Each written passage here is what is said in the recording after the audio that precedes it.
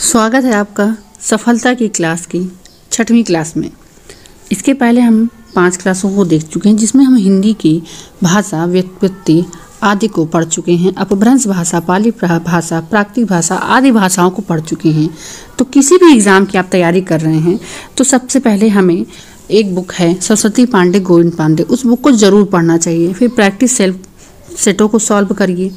पुराने जो previous year के सारे पेपर हैं उनको सॉल्व करिए, चाहे आप टीजीटी पीजी तैयारी कर रहे हो, हायर की तैयारी कर रहे हो या नेट जेआरएफ की तैयारी कर रहे हो, तो ये क्लास आपके लिए बहुत ही महत्वपूर्ण है। तो चलिए हम पढ़ते हैं। हमारा आज का टॉपिक है हिंदी व्युत्पत्ति और अर्थ।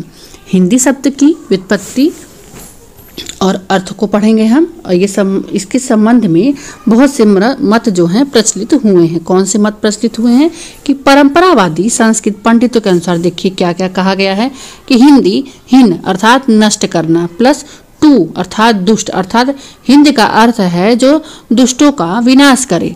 हिन्नस्ति दृष्टान, ठीक। तो यहाँ पे आप प्रश्न कैसे आएंगे कि हिंद अर्थात हिन और दू का अर्थ, हिंदी का अर्थ जो दुष्टों का विनाश करे, ये किसके द्वारा दिया गया है? तो ये दिया गया है परंपरावादी संस्कृत पंडितों के द्वारा।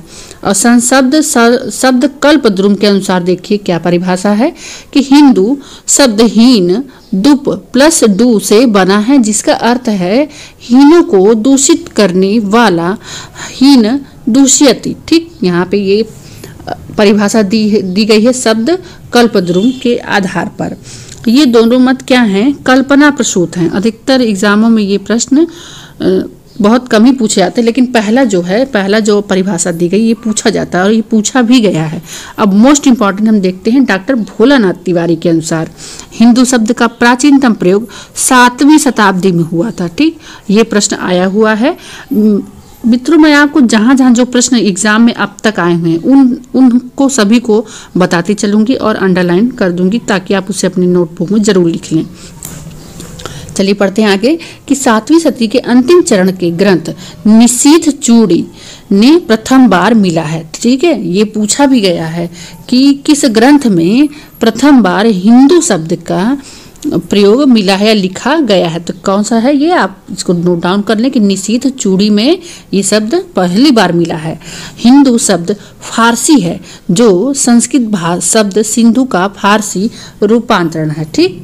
तो यहाँ पे प्रश्न देखिए, आया हुआ प्रश्न है कि ये जो हिंदी है, हिंदी शब्द की भाषा क्या है? भाषा, ठीक। और भाषा क्या है तो लोग हिंदी ही लगा के आ जाते हैं कभी कभी, लेकिन नहीं, हमको ध्यान देना है इसकी भाषा क्या है? फारसी। इसकी भाषा क्या है? फारसी। ये फारसी भाषा का शब्द है हिंदी। तो आगे बढ़ते हैं। यहाँ देखिए कितना मोस्ट इंपॉर्टेंट क्वेश्चन आपका तैयार हो गया।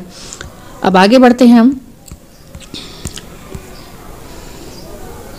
सिंधु शब्द का प्रथम प्रयोग ऋग्वेद में सामान्य रूप से नदी अर्थात सप्त नदियों के क्या है, विशेष तौर पर नदी के आसपास प्रदेशों के लिए हुआ है। अर्थात जो सिंधु शब्द का प्रयोग ये 7 नदियों का समूह है। 500 ईस्वी पूर्व के आसपास दारा प्रथम के काल में सिंधु नदी का स्थानीय प्रदेश ईरानी लोगों के हाथों में था। संस्कृत के सिंधु का ईरानी में हिंदू हो गया, ठीक।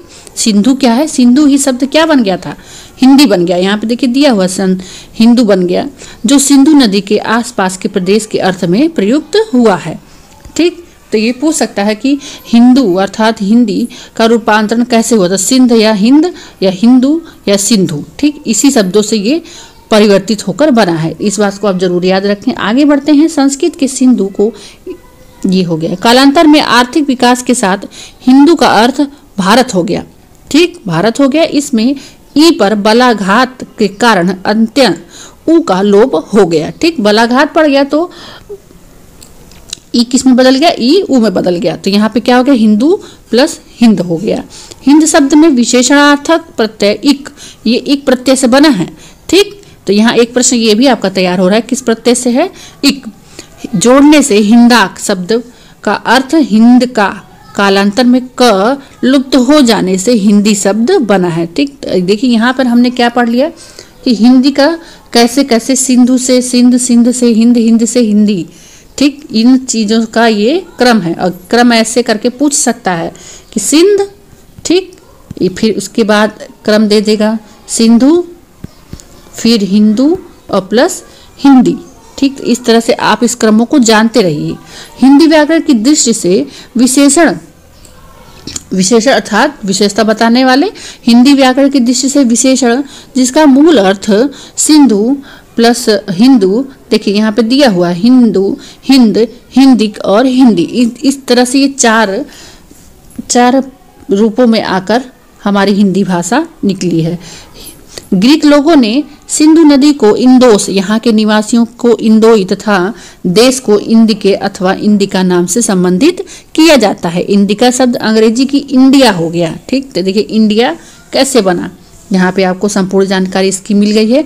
किसी भी प्राचीन भारतीय आर्य भाषा में हिंदी का प्रयोग नहीं मिलता है। केवल कालिकाचार्य द्वारा लिखित जैन महाराष्ट्री में हिंदू का शब्द मिलता है। जैसे तो ये बहुत ही मोस्ट इम्पॉर्टेंट है, इसकी याद रखिए कि कहाँ पे मिला है। तो जैन महाराष्ट्री में हिंदू शब्द मिला है। तो यहाँ पर कैसे मिला देखिए, सुरीड़ा भड़ियम रमाड़ो जेड़ हिंदुक, देखिए यहाँ शब्द आ गया हिंदुक, देशम बच्चामो, ये पंक्तियां वहां से ली गई हैं। इस जैन महाराष्ट्र के हिंदू के जो ग्रंथ है उसमें से ये मिला है और यहाँ पंक्तियों को दिखा दिया गया है। तो आप इस तरह से इसको याद कर सकते हैं। अब अगला हमारा टॉपिक है भाषा के अर्थ में हिंदी शब्द का प्रयोग व विकास। मतलब अब तक हमने जाना कि हिंदी जो शब्द है कैसे हिंदू और हिंदी आकर हिंदी बना। तो अब हम देखते हैं कि ये भाषा के रूप में कैसे आया। ठीक, भाषा के अर्थ में हिंदी शब्द का प्रयोग व विकास, तो ये टॉपिक बहुत ही मोस्ट इम्पॉर्टेंट है। भाषा के अर्थ में हिंदी प्रयोग फारस और अरब से होता था। ईरान के बादशाह नौशेरवा 531 से 579 ईस्वी ने अपने दरबारी हकीम बख्तो को भारतीय ग्रंथ पंचतंत्र का अनुवाद करने के लिए नियुक्त किया था। पंचतंत्र जिसमें बहुत सी कहानियां हैं, आप जानते ही होंगे, तो नियुक्त किया था, उसका अनुवाद करने के लिए नियुक्त किया।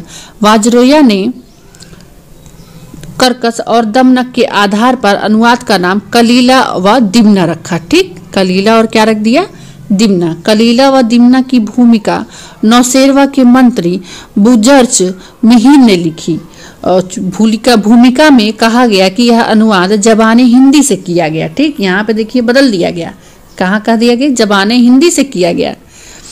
अरबी फारसी में जबाने हिंदी शब्द का प्रयोग संभवतः भारत की भाषाओं संस्कृत, पाली, प्राकृतिक अपभ्रंश के लिए होता है। ठीक है, तो ये देखिए क्रम भी यहाँ आता है, बार बार परीक्षा में पूछा जाता है कि भाषा का क्रम लगाइए, तो संस्कृत आता है, फिर पाली और प्राकृतिक अपभ्रंश। ठीक है, तो ये क्रम भी आप याद कर लीजिए। इसके पहले की वीडियो में आप जाकर देखेंगे तो वहाँ पे मैंने क्रम को पूर्णतया बताया हुआ है।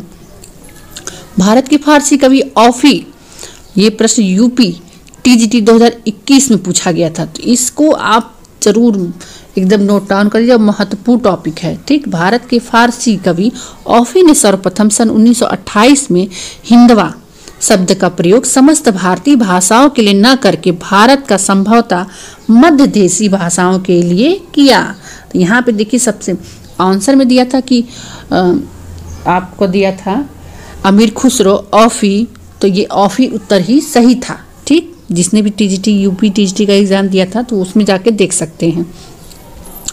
तैमूर लंग के पोते सफरुद्दीन यजदी ने सन 1424 ईस्वी में अपने ग्रंथ, तैमूर यजदी की बात यहाँ पे, तैमूर लंग के पोते सफरुद्दीन यजदी ने सन 1424 ईस्वी में अपने ग्रंथ जफरनामा, ठीक यहाँ पे देखिए कटा हुआ है, इसको आप जान लीजिए जफरनामा, यहाँ पर जफरनामा में विदेशी भाषा के अर्थ में हिंदी शब्द का प्रथम प्रयोग किया था। ठीक, तो यहाँ पे प्रथम प्रयोग किसने किया था, तैमूर लंग के पोते सफरुद्दीन यजदी ने अपने जफरनामा में प्रथम प्रयोग किया था। कौन सा, हिंदी भाषा शब्द का प्रयोग किया था। और औफी ने क्या किस रूप में किया था, औफी ने लिखा था हिंदवी। ठीक, प्रश्न ये था आया था कि हिंदवी शब्द का प्रयोग सर्वप्रथम किसने किया था। हिंदवी शब्द अगर पूछेगा तो आप कवि औफी को लगाएंगे। ठीक, अगर पूछेगा कि हिंदी शब्द का प्रयोग तो आप सफरुद्दीन यजदी को लगाएंगे। उसकी पुस्तक विदेशी पुस्तक है ये जफरनामा, उसका तो यहाँ पे क्लियर हो गया। आगे बढ़ते हैं। डॉक्टर धीरेन्द्र वर्मा द्वारा संपादित हिंदी साहित्य कोश, ठीक, ये इनकी रचना है, के अनुसार 13वीं से 14वीं सदी में विदेशी भाषा को हिंदी या हिंद की या हिंदोई, ठीक, हिंदोई, ठीक है, यहाँ ध्यान दीजिए, हिंदी, हिंद की और हिंदुई नाम देने में अबुल हसन या अमीर खुसरो का नाम, ठीक, नाम देने में किसका नाम आता है, आगे हम बढ़ते हैं। यहाँ पे अबुल हसन या अमीर खुसरो का नाम सबसे महत्वपूर्ण है, ठीक। तब देखिए अमीर खुसरो ने कौन सा नाम दिया था, हिंदवी नाम दिया था, ठीक, हिंदवी, और हिंदुई भी दिया है। तो ये यहाँ पे ध्यान देना कि इन लोगों ने ये नाम दिया है। और औफी ने क्या दिया था, आप देखे हैं वीडियो में, औफी ने दिया था हिंदवी। और आपके जफरनामा में क्या लिखा है, जफरनामा में लिखा है हिंदी, हिंदी शब्द का प्रयोग पूछे तो जफरनामा, और हिंदुई पूछे तो अमीर खुसरो और अबुल हसन, ठीक। 3 टॉपिक क्लियर हो गए आपके यहाँ पे।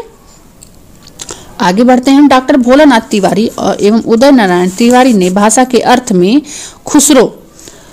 खुसरो द्वारा प्रयुक्त हिंदी को संदिग्ध माना है। उक्त दोनों विद्वानों ने हिंदी शब्द के प्रयोग को भारतीय मुसलमान के अर्थ में रेखांकित किया है, ठीक। आगे बढ़ते हैं हम। डॉक्टर भोलानाथ तिवारी ने लिखा है कि खुसरो ने हिंदी शब्द का प्रयोग भारतीय मुसलमानों के लिए किया था, और हिंदवी शब्द का प्रयोग जो था मध्य देशी के लिए, ठीक, मध्य देशी के लिए यह हिंदुई शब्द के प्रयोग में के कुछ दिन बाद हिंदी अर्थात भारतीय मुसलमानों के लिए कदाचित हिंदी शब्द चल पड़ा, ठीक। तो यहाँ देखिए भोलानाथ तिवारी ने क्या कहा कि खुसरो ने हिंदी शब्द का प्रयोग किया, किसके लिए, मुसलमानों के लिए। और हिंदवी शब्द का प्रयोग जो कि मध्य देश की भाषा थी, उसको हिंदवी जो शब्द था वो वस्तुतः हिंदवी या हिंदुई, ठीक, हिंदू प्लस ई अर्थात हिंदुओं के लिए, हिंदुओं के लिए। अब प्रश्न ये बनेगा कि हिंदुओं के लिए कौन सी भाषा का प्रयोग हुआ है, हिंदी के शब्द का, तो यहाँ पे आप हिंदुई निशान लगाएंगे या हिंदवी। और अगर मुसलमानों ने खुसरो ने मुसलमानों के लिए क्या किया था, तो यहाँ पे खुसरो ने मुसलमानों के लिए हिंदी भाषा का प्रयोग किया था। तो यहाँ पे आपका क्लियर हो गया टॉपिक। आगे बढ़ते हैं हम। यही आगे बढ़ के हिंदी शब्द में चल पड़ा था, ठीक। तो हिंदी कवि नूर मोहम्मद ने लिखा है, बहुत ही फेमस ये पंक्तियां और हर एग्जाम में लगभग पूछी ही जाती हैं। हिंदू मग पर पावन राखे, हिंदू मग पर पावन राखे, काजो बहुत हिंदी भाखे, ठीक, काजो बहुत हिंदी भाखो।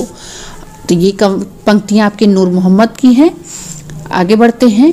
18वीं सदी तक हिंदी मुसलमानों की भाषा न रहकर हिंदुओं की भाषा की ओर झुक रहा था। 19वीं सदी के मध्य के पूर्व तक हिंदी का प्रयोग उर्दू अर्थात रेख्ता के समानार्थी रूप में चल रहा था, ठीक।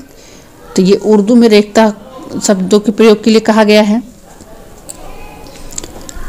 उर्दू मूलतः तुर्की शब्द है जिसका अर्थ है शाही शिविर या खेमा। डॉक्टर ग्राहम बेल तथा डॉक्टर ताराचंद आदि का कहना है कि उर्दू का भाषा निश्चित अर्थ में सबसे पुराना प्रयोग मुसहफी में मिलता है। खुदा रखे जबा हमें सुनी है मीर वो मिर्जा की, कहे किस मुंह से हम मुसहफी, उर्दू हमारी है, ठीक। तो ये इसका सबसे पुराना प्रयोग कहाँ मिला है, मुसहफी में मिलता है उर्दू भाषा का। तो ये किसने बताया, ग्राहम बेल और डॉक्टर ताराचंद्र ने। आगे हम बढ़ते हैं। प्रोफेसर आजाद ने आबे हयात में ब्रजभाषा से उर्दू को जन्म माना है, ठीक। सबके अनुसार यहाँ दिया गया रेख्ता का फारसी में अर्थ गिरा हुआ होता है या गिरा कर बनाया हुआ ढेर। भारत में रेख्ता शब्द का प्रयोग पहले छंद और संगति के क्षेत्र में हुआ था। रेख्ता नाम 18वीं सदी से प्रारंभ होकर 19वीं सदी के मध्य तक चलता रहा, ठीक है, उर्दू के लिए चलता रहा ये। हिंदी का नवीन अर्थ, यहाँ पे हिंदी का नवीन अर्थ में लिखित प्रयोग सर्वप्रथम कैप्टन टेलर ने सन 1812 ईस्वी में फोर्ट विलियम कॉलेज के वार्षिक विवरण में दिया है, ठीक, हिंदी के नवीन अर्थों का। अब कैसे देखिए, वर्तमान में हिंदी शब्द मुख्यतः निम्न अर्थों में प्रयुक्त हो रहा है। कैसे कैसे प्रयुक्त हो रहा है,